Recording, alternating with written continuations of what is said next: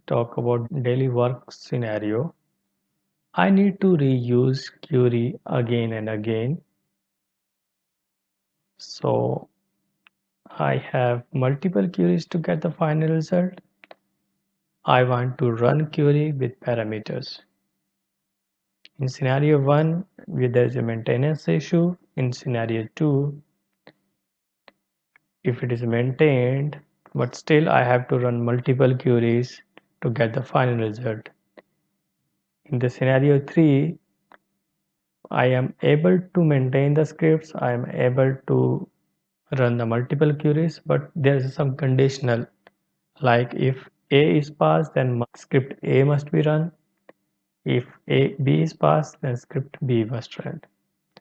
So we have solutions. We can do it by using stored procedures. Stored procedures can have multiple queries inside it, can be saved and reused, multiple parameter can be passed, and we can expect 0 to multiple results.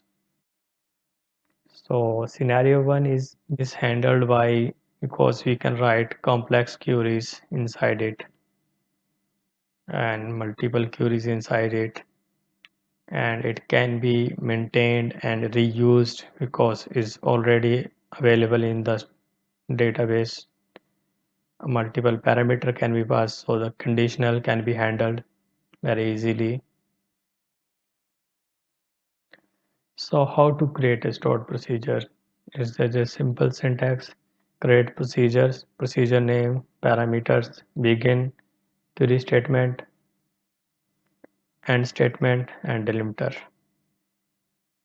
So how to call the stored procedure? Calling is simple. Call, write call, procedure name, write parameter in the brackets, and execute. How to alter add stored procedure? First we need to drop the old procedure, then rewrite the stored procedure. So here's an example where she written the multiple statements. So we are getting the multiple results now, like result 1 and result 2.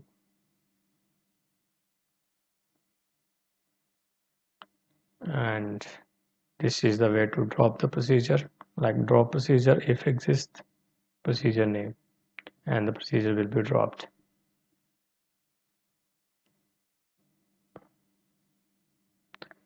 Here's a demo.